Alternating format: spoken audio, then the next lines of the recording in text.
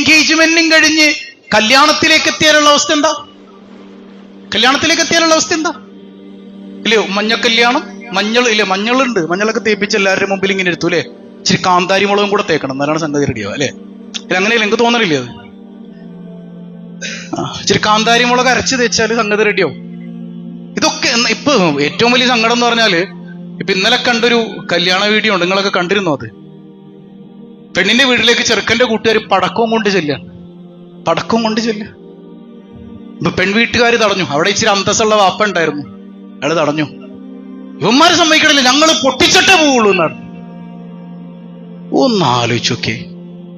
എന്നിട്ട് അവിടെ ആ കല്യാണ വീട്ടിൽ, മലക്കുകൾ ഇറങ്ങേണ്ട കല്യാണ വീട്ടിൽ അടിപിടി കൂടാ, ശണ്ട നടക്കുക, തമ്മിൽ തല്ലി നടക്കുക. നല്ലൊരു ജീവിതത്തിലേക്ക് പോണതിന് മുമ്പ് സംഭവിക്കേണ്ട കാര്യങ്ങളാണോ ഇത്?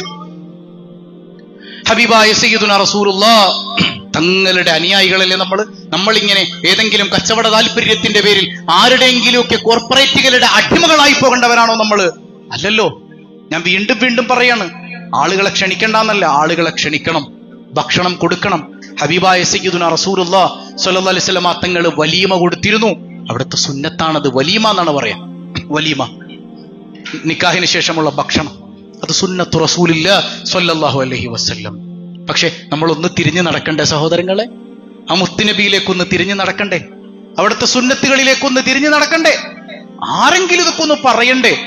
ഒരാളും പറയാതിരുന്നാലുള്ള അവസ്ഥ എന്താ? പരിശുദ്ധ ഖുർആൻ പറയുന്നുണ്ട്, വകാനൂ ലാ യതനാഹൂന അൻ മുൻകരിൻ ഫഅലൂ.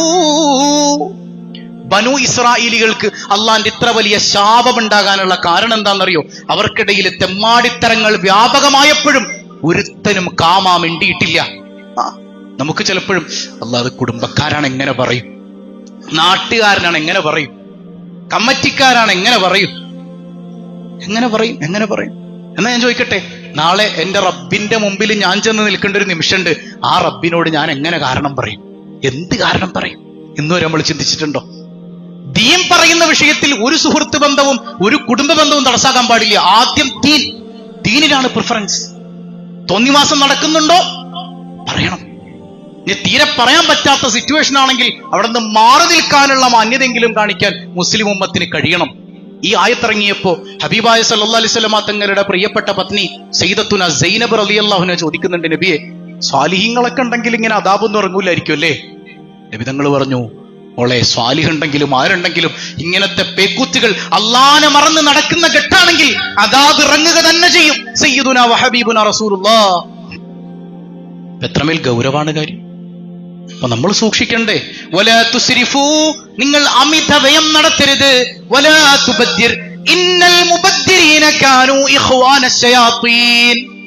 ദുർവ്യയം ചെയ്യരുത് എന്നാണ്. ദുർവ്യയം ചെയ്യരുത്. നിങ്ങളൊരു മലയോളം നല്ലതിന് വേണ്ടി ചെലവഴിച്ചാലും അത് ദുർവ്യയമല്ല. പക്ഷെ മോശമായൊരു കാര്യത്തിന് വേണ്ടി ഒരു കടുകുമണിയുടെ അത്ര കൊടുത്താൽ മതി, അത് ദുർവ്യയാണ്. അങ്ങനെ ചെയ്യുന്ന ആളുകളാണ് നിങ്ങളെങ്കിൽ നിങ്ങൾ പിശാചുക്കളാണ്, പിശാചിന്റെ സഹോദരങ്ങളാണ്. ഇത്തരം പേക്കൂത്തുകൾ നിറഞ്ഞ കല്യാണം നടത്തുന്നവരാണ് നിങ്ങളെങ്കിൽ നിങ്ങൾ പിശാചുക്കളാണ്, നിങ്ങൾ പിശാചിന്റെ അനിയന്മാരാണ്, നിങ്ങൾ പിശാചിന്റെ കുടുംബക്കാരാണെന്ന് കൃത്യമായിട്ട് പരിശുദ്ധ ഖുർആൻ പറഞ്ഞു തരികയാണ്. പിശാചുക്കളാണെന്ന് പറഞ്ഞു, വേറെ ആരുമല്ല. ഇത് കേട്ടിട്ടെങ്കിൽ അല്പം ബോധം ഉണ്ടാകാൻ അള്ളാഹു നമുക്ക് തൗഫീക്ക് നൽകുമാറാകട്ടെ. ഒറ്റക്കാര്യം ഞാൻ പറയട്ടെ, നമ്മള് കല്യാണമൊക്കെ നടത്തുമ്പോ എന്താ അവസാനം ചെയ്യണത്? പെമ്മക്കളുള്ള വാപ്പമാരുണ്ടല്ലോ, ആ കുഞ്ഞിനെ പറഞ്ഞയക്കാൻ നേരത്ത് ആ കുട്ടി ഇങ്ങനെ ഭർത്താവിനോടൊപ്പം വാഹനത്തിൽ കയറുന്ന സമയത്ത് വാപ്പാനെ കെട്ടിപ്പിടിച്ചിട്ടുള്ള ഒരു കരച്ചിലുണ്ട് അല്ലെ? അതെന്തിനാന്ന് എനിക്ക് മനസ്സിലായിട്ടില്ല. എന്തായാലും കരയും, അതൊരു വൈകാരികമായ നിമിഷമാണ്. കരച്ചിലുണ്ടാവും. ആ കരയുന്ന സമയത്ത് നിങ്ങളുടെ മനസ്സിലുണ്ടാകുന്ന ഒരു ദുആ ഇല്ലേ? എന്താ നിങ്ങൾ ദ്വാരക്ക? എന്റെ കുട്ടിക്ക് നല്ല ജീവിതം കൊടുക്കണേ അല്ലാഹ്. സ്വീകരിക്കൂല, അല്ലാഹ് സ്വീകരിക്കൂല. നിങ്ങൾ എത്ര പൊട്ടിക്കരഞ്ഞാലും സ്വീകരിക്കൂല. കാരണം അത് സ്വീകരിക്കപ്പെടാനുള്ള അന്തരീക്ഷം നിങ്ങൾ അവിടെ ഒരുക്കിയിട്ടില്ല. നിങ്ങൾ ഇത്രയും നേരം അള്ളാനെ കളിയാക്കിയതാണ്. വിവാഹമെന്ന സുന്നത്തിനെ നിങ്ങൾ പരിഹസിച്ചവരാണ്. എന്നിട്ട് നിങ്ങൾ അവിടെ ദുആ മജ്ലിസ് നടത്തിയാലും, ഏത് തങ്ങളെ കൊണ്ടുവന്നാലും, ഏത് ഉസ്താദിനെ കൊണ്ടുവന്ന് ദ്വാരപ്പിച്ചാലും ആ ദുആ അല്ലാഹ് വലിച്ചെറിയും കേട്ടോ. കാരണം നിങ്ങൾ അവിടെ അള്ളാനെ കളിയാക്കുകയാണ് ചെയ്തത്. ഏത് തങ്ങളെ കൊണ്ടുവന്ന് ദ്വാരപ്പിച്ചിട്ടും കാര്യമില്ല. അല്ലാഹുമ്മ അല്ലിഫ് ബൈന ഹാദൈനി സൗജൈൻ, പടച്ചോനെ ഇവരെ രണ്ടുപേരെയും നീ ഇണക്കി ചേർക്കണേ. എതുപോലെ കമാ അല്ലഫ്ത ബൈന റസൂലില്ലാഹ് സ്വല്ലല്ലാഹു അലൈഹി വസല്ലം, മുത്തുനബിയും അവിടുത്തെ പ്രിയപ്പെട്ട പത്നിമാരും ഇണങ്ങി ജീവിച്ചതുപോലെ എന്റെ കുട്ടികളെയും നീ ഇണക്കണേ അല്ലാ എന്നാണ്. ഈ ദുആ സ്വീകരിക്കണമെങ്കിൽ അതിന് പറ്റുന്ന ഒരു പശ്ചാത്തലം നമ്മൾ ഒരുക്കണ്ടേ അല്ലേ? അവിടെ ഇത്രയും നേരം നടന്നത് അള്ളാനെ മറന്നിട്ടുള്ള സംഗതികളല്ലേ? ഇവിടെ നിന്ന് പിന്നെ എങ്ങനെയാണ് ആ കുട്ടികൾക്ക് നല്ല ജീവിതം കിട്ടുക? എങ്ങനെയാണ് നല്ല ജീവിതം കിട്ടുക? നമ്മുടെ മനസ്സിൽ ഈ സംഗതികളൊക്കെ ഉണ്ടാകണം. ഞാൻ എന്താണ് ഈ ദുആ ചെയ്യുന്നത് എന്നുള്ള ബോധ്യം നമ്മുടെ കൽബിൽ ഉണ്ടാകണം. ഒരാള് കോഴിക്കോട് ബസ്സിൽ കയറിയിട്ട് ദ്വാരക്കാണ്, പടച്ചോനെ എന്നെ തിരുവനന്തപുരത്തേക്ക് എത്തിക്കണേ. എത്തുവോ? എന്തേ നിങ്ങൾ എത്താത്ത? എന്താ ബസ് ഏതാണ്? നിങ്ങൾ പിശാചിന്റെ ചിറകിൽ കയറി ഇരുന്നിട്ട് പടച്ചോനെ എന്റെ കുട്ടികൾക്ക് നല്ല ജീവിതം കൊടുക്കണേ എന്തുവായിരുന്നാൽ നിങ്ങൾ കേറേണ്ട മലക്കുകളുടെ ചിറകിൽ കയറിയില്ല. നിക്കാഹ് എന്ന് പറഞ്ഞാൽ മലക്കുകൾ വന്ന് ഇറങ്ങേണ്ട സദസ്സാണ്. അത് മുഴുവൻ പിശാചിന്റെ കേന്ദ്രാക്കിയിട്ട് പടച്ചോനെ ദുആ സ്വീകരിക്കണേ എന്ന് ദ്വാരുന്നിട്ട് വല്ല കാര്യമുണ്ടോ? ചില ആൾക്കാർ വിളിക്കും, ഉസ്താദേ ഞങ്ങൾ പറഞ്ഞോന്നറിയില്ല, മലപ്പുറത്തുനിന്നൊരു കല്യാണത്തിന്റെ ഇടയിൽ നിന്ന് എനിക്ക് ഇറങ്ങിപ്പോരേണ്ടി വന്നിട്ടുണ്ട്. കാരണം എന്താ സംഭവം എന്ന് വെച്ചാല് അവിടെ നെറ്റിപ്പട്ടമൊക്കെ വെച്ചിട്ടുണ്ട്. നെറ്റിപ്പട്ടവും വേറെ കുറെ ഈ നമ്മുടെ ഉത്സവത്തിനൊക്കെ ചൂടുന്ന കൊടയൊക്കെ ഉണ്ടല്ലോ, അതൊക്കെ അവിടെ ഇങ്ങനെ ഒതുക്കി വെച്ചിട്ടുണ്ട്. ഞാൻ ഇതൊക്കെ എന്തിനാ? അത് ചെക്കൻ വരുമ്പോൾ അണിയിക്കാനുള്ളതാണ്. ഞാനിനെ കൊണ്ടാണ് കെട്ടിക്കുന്നത്. ഞാൻ പ്രസംഗിച്ചില്ല, ഞാൻ വല്ലാഹി അവിടെ നിന്ന് ഇറങ്ങിപ്പോന്നിട്ടുണ്ട്. അദ്ദേഹം കേരള രാഷ്ട്രീയത്തില് പ്രമുഖനായ ഒരു നേതാവാണ്. അതുകൊണ്ട് ഞാൻ പേര് പറയണില്ല, നമുക്ക് ആരെയും വ്യക്തിപരമായി പറയേണ്ട കാര്യമില്ലല്ലോ. എന്നെ പലതവണ തിരിച്ചു വിളിച്ചു, ഉസ്താദേ പൈസ എത്ര ആണെങ്കിലും തരാം. ഞാൻ പറഞ്ഞു, ആ പണിക്ക് നടക്കണ ആളല്ല ഞാൻ അതിന് വന്നതുമല്ല. എന്നോട് പറഞ്ഞത്, ഉസ്താദ് കുട്ടികൾക്ക് കുറച്ച് സൈക്കോളജിക്കലും ദീനും കൂടെ ക്ലബ് ചെയ്തിട്ട് ഉസ്താദ് ഒരു സന്ദേശം കൊടുക്കണമെന്ന് പറഞ്ഞിട്ട് എന്നെ വിളിച്ച്. ഞാനിവിടെ എന്ത് ദീൻ പറഞ്ഞു കൊടുക്കാനാ? നാലുശൊക്കെ ഇപ്പൊ മുസ്ലിം ഉമ്മത്ത് ദീനില്ലാത്ത ആളല്ല, അവിടുത്തെ ഏറ്റവും വലിയ മഹല്ലിന്റെ പ്രസിഡന്റും കൂടെയാണ് അദ്ദേഹം. ദീൻ അറിയാത്ത ആളൊന്നുമല്ല. അല്ലാഹു റബ്ബുൽ ആലമീൻ വെറുതെ വിടൂല എന്ന് ഹബീബ് റസൂലുള്ളാഹി സ്വല്ലല്ലാഹു അലൈഹി വസല്ലം. അപ്പൊ നമ്മുടെ മനസ്സിലൊരു ബോധ്യം ഉണ്ടാകണം, നമ്മൾ മുസ്ലിം ഉമ്മത്താണ്, നമ്മൾ അള്ളാന്റെ അടിമകളാണ്. മുത്തറസൂൽ സല്ലല്ലാഹു അലൈഹി വസല്ലം തങ്ങളുടെ ഉമ്മത്തുകളാകാൻ ഭാഗ്യം ലഭിച്ചവരാണ്. ഹബീബിന്റെ സുന്നത്താണ് ഈ വിവാഹം എന്ന് പറയുന്നത്. അപ്പൊ അള്ളാനെ മറക്കുന്ന തരത്തിലുള്ള ആഘോഷങ്ങളാകരുത് ഇതൊന്നും. ഈ സുന്നത്തുകൾ പാലിച്ചുകൊണ്ടേ ഞാൻ എൻ്റെ മകളുടെ നിക്കാഹ് നടത്തൂ എന്നുള്ളൊരു ബോധ്യം നമുക്ക് ഉണ്ടാകാത്തത് എന്തുകൊണ്ടാണ് സഹോദര? എന്തുകൊണ്ടാണ്?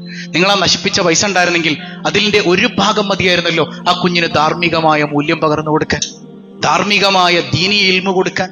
ഇനി വേണ്ട, ആ പൈസ ഉണ്ടായിരുന്നെങ്കിൽ അതിന്റെ ഒരു ഭാഗം മാറ്റി വെച്ചാല് നമ്മുടെ മഹല്ലിൽ, പല മഹല്ലുകളിൽ എത്രയോ പാവപ്പെട്ട കല്യാണം നടക്കാത്ത എത്രയോ കുഞ്ഞുങ്ങളുണ്ട് സമ്പത്തില്ലാത്തതിന്റെ പേരിൽ. അവർക്ക് കൊടുത്തിരുന്നെങ്കിൽ അതിന്റെ ബർക്കത്തുണ്ടെങ്കിലും നമ്മുടെ മക്കൾക്ക് അല്ലാഹു നല്ല ജീവിതം കൊടുക്കൂലായിരുന്നോ?